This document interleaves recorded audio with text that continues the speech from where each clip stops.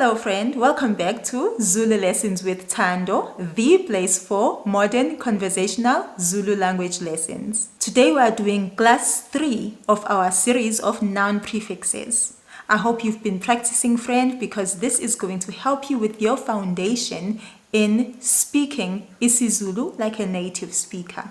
So let's begin with class 3. In this class, the singular nouns start with I or ili, and the plural is ama, and sometimes ame. So let me show you some examples of these words. Izinyo, one tooth. Amazinyo, many teeth. Igeja, one garden hoe.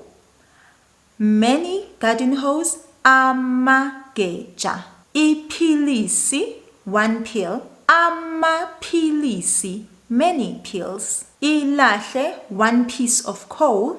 Amalahle, many pieces of coal. Ifu, one cloud. Amafu, many clouds. Ihlathi, one bush. Amahlathi, many bushes. Ilanga, one day.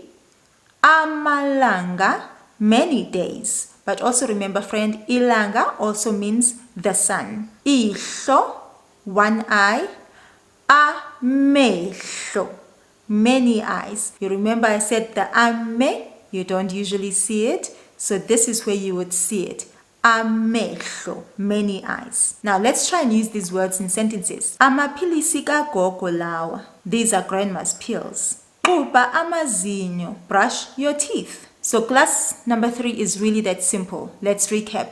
The singular noun prefix is I or ili, and the plural is ama or ame. So join me next time as we do class number 4 of the noun prefixes as categorized by C.L.S. Nyembezi. And remember, friend, to get yourself this very valuable book, Learn Zulu. If you've missed our previous lessons, click right here so you can catch up. Otherwise, see you next time, friend. Ngizokubona ngokulandelayo.